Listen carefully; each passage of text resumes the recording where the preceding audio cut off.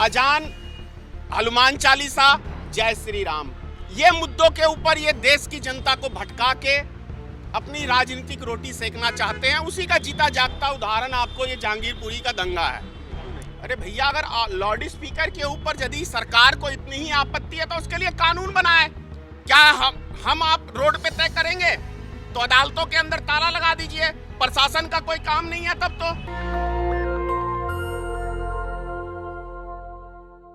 इससे ज्यादा और कोई शर्मनाक बात नहीं होगी कि यदि देश की राजधानी के अंदर किसी भी तरह का छोटी घटना हो या बड़ी घटना हो, जिस देश मतलब दिल्ली शहर के अंदर प्रधानमंत्री बैठते हैं, गृह मंत्रालय है, सभी विभाग यहाँ पे है, सीबीआई है, मतलब तमाम तरह की, और उसके बाद यदि यहाँ कोई घटना घटती है तो सरकार के लिए इससे ज़्यादा शर्मनाक कोई दूसरी बात नहीं हो सकती है। जहांगीरपुरी की घटना आपको मैं बता दूं, जहांगीरपुरी की घटना मैं उसी दिन समझ गया था, आज से 1 महीने पहले जब दिल्ली में एमसीडी के चुनाव को टाला गया था, तभी मैं समझ गया था कि दिल्ली में कोई बड़ी घटना, बड़ी वारदात को अंजाम देने की एक बहुत बड़ी साजिश होने वाली है। इसलिए चुनाव को टाला गया है, क्योंकि भारतीय जनता पार्टी के पास कोई भी मुद्दा एक ऐसा बचा नहीं जिससे वो जनता के बीच में जा सके। उनके पास एक ही मुद्दा है, हिंदू और मुसलमान। अजान, हनुमान चालीसा, जय श्री राम, ये मुद्दों के ऊपर ये देश की जनता को भटका के अपनी राजनीतिक रोटी सेकना चाहते हैं। उसी का जीता जागता उदाहरण आपको ये जहांगीरपुरी का दंगा है। अब मैं आपको एक बात बता दूं, मैं आपके घर के ऊपर चढ़ के, मैं किसी और धर्म को मानता हूं, आप किसी और धर्म को मानते हैं, और यदि कोई मेरे ही घर के ऊपर चढ़ के और गलत तरीके का नारा लगाएगा, वहां पत्थर क्या गोलियां भी चलेंगी। ये भड़काऊ भाषण कौन दिलाता है? कौन है इसका जिम्मेदार? इसका जिम्मेदार है देश के गृह मंत्री, इसका जिम्मेदार है देश के प्रधानमंत्री। इनकी जिम्मेदारी बनती है। आखिर मैं कह रहा हूं, ये भीड़ इकट्ठा करने की नौबत क्यों आती है भाई? कहां से आ जाते हैं ये पत्थर, कहां से आते हैं हथियार? धार्मिक किसी भी कार्यक्रम के अंदर हथियार का क्या काम है, मुझे ये बताइए। तलवार किस टाइम के अंदर निकाली जाती है, बंदूक किस टाइम के अंदर निकाली जाती है? समझ रहे हैं ना? तनाव फैलाने के लिए ये सब किया जाता है। इसके अंदर जो भी रामनवमी के अंदर घटना घटी है, ये बहुत शर्मनाक है। और आप अक्सर देखेंगे छोटे छोटे बच्चे इसका शिकार हो रहे हैं। उनके गार्जियनों से मैं अपील करना चाहता हूं आप लोग के चैनल के माध्यम से कि अपने बच्चों का भविष्य को देखें। नेताओं के बच्चे तो विदेश में पढ़ते हैं और आपके बच्चों के हाथ में एक भगवा वस्त्र दे दिया है, तलवार दे दिया, लाठी दे दिया, डंडा दे दिया है कि आप अपनी लाइफ खराब करो। क्यों नहीं? अरे भैया, अगर लाउड स्पीकर के ऊपर यदि सरकार को इतनी ही आपत्ति है तो उसके लिए कानून बनाए। क्या हम आप रोड पे तय करेंगे तो अदालतों के अंदर ताला लगा दीजिए। प्रशासन का कोई काम नहीं है तब तो। यदि आम जनता ही सब चीज का डिसीजन लेने लगे तो देश में संविधान की और कानून की व्यवस्था की क्या जरूरत है? अदालत की क्या जरूरी है? प्रशासन की क्या जरूरी है? सब चीज बंद कर दे।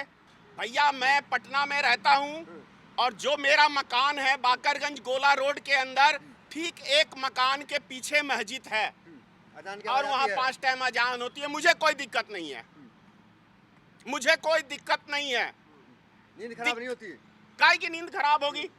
भगवान का नाम कोई ले रहा है, उसमें नींद खराब होगी। और यदि मैं जाग गया हूं तो ये मेरा सौभाग्य है।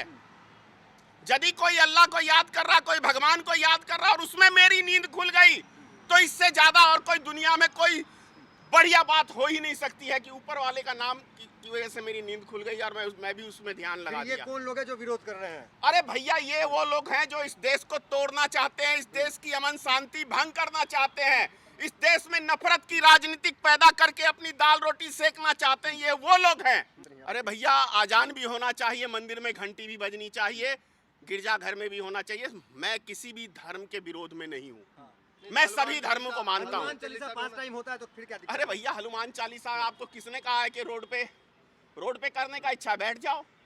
लेकिन किसी के घर के आगे, मस्जिद के आगे, ये आप तनाव पैदा कर रहे हो। मंदिर में हनुमान चालीसा होगा, घर में हनुमान चालीसा होगा, कि रोड पे हनुमान चालीसा होगा, या किसी मस्जिद के सामने जाके हनुमान चालीसा पढ़ोगे? आप देश में माहौल को बिगाड़ रहे हो, तनाव पैदा कर रहे हो। हिंदू मुस्लिम राइट कराना चाहती है इस देश की सरकार, आपको बता दूं, क्योंकि 2024 के लिए भारतीय जनता पार्टी के पास कोई एजेंडा नहीं है। दिल्ली एमसीडी चुनाव के लिए कोई एजेंडा नहीं है, इसलिए ये हिंदू मुसलमान का कार्ड खेला जा रहा है, कभी नमाज के नाम पे, कभी मस्जिद के नाम पे, कभी राम मंदिर के नाम पे।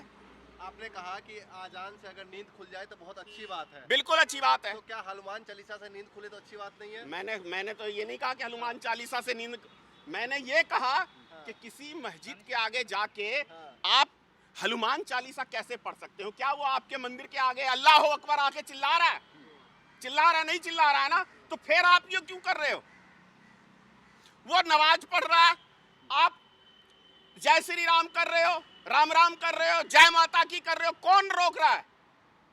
तो क्या लग रहा है कोई संगठन गुमराह कर रहा है, भटका रहा है युवाओं अरे को? भैया, इस देश की सरकार में भगवा झंडा लगा रहे हैं। भैया, इस देश की सरकार भारतीय जनता पार्टी गुमराह कर रही है। मुझे कहीं कोई डर नहीं है सरकार से ज्यादा सरकार मरवा सकती है मुझे, इससे ज्यादा मेरा कुछ नहीं कर सकती है, जेल में बंद कर सकती है, लेकिन सच्चाई हर युग में हर नेक आदमी उठाता रहा है सच्चाई की आवाज, और उठाते रहेंगे। तो सबके साथ की बात कर रहे हैं। मैंने अभी थोड़ी देर पहले जंतर मंतर पे वीडियो बनाया है कि माननीय प्रधानमंत्री जी, सबका साथ, सबका विश्वास, सबका विकास की यदि आप बात करते हैं तो जहांगीरपुरी के दंगों में, और जो आपको ये सीलमपुर और वहां जो दंगा हुआ था जाफराबाद के अंदर, सबको जेल में होना चाहिए, चाहे हिंदू हो चाहे मुसलमान हो। जिसने भी नफरती बातें करी हैं उसके ऊपर कानूनी कार्रवाई होनी चाहिए, चाहे वो आपका मंत्री हो, चाहे आपका विधायक हो, चाहे आपका सांसद हो। एक मुख्यमंत्री को क्या बुलडोजर चलाने के लिए चुना जाता है? संत की भगवा वस्त्र पहन के, संत की उपाधि करके, संत का यही काम बच गया दूसरों का घर तोड़ना। एक गरीब ठेला वाला जा रहा है रोड के ऊपर, उसका ठेला तोड़ देना ये संत का काम है। पथराव कर रहे थे वो लोग। कौन पथराव कर रहा था? किसने कहा पथराव कर रहा था? क्या प्रूफ है सरकार के पास के पथराव कर रहा था? हिंदुओं की यात्रा में पथराव कर रहे थे। कोई नहीं पथराव कर रहा था, ये भारतीय जनता पार्टी के लोग खुद पथराव करते हैं। अरे भैया, इनसे इसी चीज की उम्मीद की जा सकती है। ये हमारे देश के प्रधानमंत्री वही हैं जो गुजरात में 2002 में साबरमती एक्सप्रेस को आग लगवा के गुजरात को जलाने का यदि किसी ने श्रेय प्राप्त किया तो वो देश के प्रधानमंत्री ने प्राप्त किया है। और यदि आज भारत को जलाने का कोई श्रेय प्राप्त कर रहा है तो भी वो इस देश का प्रधानमंत्री ही प्राप्त कर रहा है। एक सुनो मेरी बात, भारत में जितने बम विस्फोट होते हैं, आप सिर्फ एक चीज नेट से निकाल लो कि कब हुए, चुनाव किस राज्य में किस समय है। ठीक 3-4 महीने पहले बम विस्फोट होता है। ये सब प्रयोग रहता है, ये प्रयोग रहता है, और ये भारतीय जनता पार्टी का प्रयोग है। अगर ये काम ना कराए और हिंदू मुसलमान ना कराए तो भारतीय जनता पार्टी को कोई 10 वोट नहीं देगा। 5 राज्य में 4 राज्य जीत गई, काम पे नहीं जीती। क्या आपको नहीं पता कि ईवीएम की क्या सेटिंग है? अब कहोगे कि ईवीएम, अरे भैया, ईवीएम की सबसे ज्यादा किसी ने पहले मतलब उसका विरोध किया था तो लाल कृष्ण आडवाणी ने किया था, और यदि कोई दूसरा विरोध किया था तो श्री नरेंद्र मोदी ने विरोध किया था। बिहार में तो आरजेडी की सरकार बन गई। 23 सीटों के ऊपर कैसे बेईमानी करके जबरन उनको हरा के, वहाँ पे ईवीएम काम नहीं आया? वहां पे ईवीएम काम आया, पूरी तरह से आया। अगर 1000 वोट के माइनस से है तो आपको जीतने नहीं देगा प्रशासन उनका। बंगाल के बारे में क्या कहना चाहेंगे? बंगाल में भी तो जीत हुई। बंगाल पे इसलिए वो कामयाब नहीं हुए क्योंकि वहां पे पूरी तरह से ममता बनर्जी के कार्यकर्ता पूरी चाक चौकंद थे और रंगे हाथ उन्होंने ईवीएम को पकड़ा, और इतने मार्जिन वोटों से वहां पे लीडिंग थी कि वो हेरा फेरी नहीं कर सके। उत्तर प्रदेश और बिहार में ऐसी 73 सीटें उत्तर प्रदेश में ऐसी थी कि 1500 के मार्जिन से था, हरवा दिया। बिहार में 23 सीटें ऐसी थी कि 1500 के वोटों से था, हरवा दिया। तो जहां पे, सुनो मेरी बात, अभी बिहार में उपचुनाव हुआ है ना 20,000 के अंतर से, वहां क्यों नहीं हरवा दिया? जहां पे जिस सीट के ऊपर 10,000 प्लस से है वो सीटें जीतेंगे, और 1000 प्लस के अंदर रहेगा वो सीटें हारेगी, चाहे वो। सर, राज ठाकरे खुलेआम धमकी दे रहे हैं कि अब लाउड स्पीकर हम हटा देंगे, हमारे कार्यकर्ता पूरी अब भैया देखिए, राज ठाकरे का भी वही राजनीतिक है, हिंदू मुसलमान। भारतीय जनता पार्टी की भी वही राजनीतिक है, हिंदू मुसलमान, दोनों की धारा वही। ऐसी है तो फिर क्या आपत्ति है? ऐसा है तो आप सीधा कहो ना कि मैं आपने भी नहीं तिलक नहीं लगा नहीं रखा है। आप ऐसा कहो ना, मैं तिलक लगाने का क्या मतलब है? हाँ। तिलक लगाने का मतलब क्या है ये बताओ। आप नहीं भी- लगाऊं? नहीं, आप भी हिंदू हैं। बिल्कुल हिंदू हूँ, तो इसका क्या मतलब गलत धारा में बह जाऊं? गुमराह तो नहीं हो गए? मैं गुमराह क्यों होऊंगा? गुमराह वो लोग हो रहे हैं, मैं नहीं हो रहा हूँ।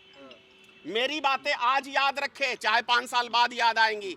जिस टाइम में मैंने पुतला जलाया था, जिस समय में पूरा देश मोमबत्ती और घंटा घंटी बजा रहा था, तो मैंने मोदी जी का पुतला जलाया था, तब मैं नहीं डरा। और आज के समय में 90% आदमी याद करते हैं कि धनेश्वर महतो उस दिन सही था, हम कहीं ना कहीं भटके हुए थे।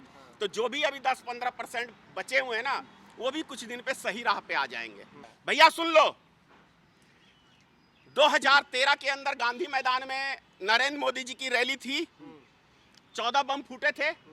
मोदी जी क्या कह रहे थे कि भैया जितनी बम फोड़ना है फोड़ लो, मैं डरने वाला नहीं हूं, क्योंकि मोदी जी को पता है मेरे मंच के नीचे बम है ही नहीं, बम तो पब्लिक में फूट रहा। चुनाव का मुद्दा बन गया। 2019 का कोई मुद्दा नहीं था। ठीक चुनाव से 3 महीने पहले पुलवामा में 44 जवान को हमारे शहीद कर दिया, बन गया मुद्दा 2019 का।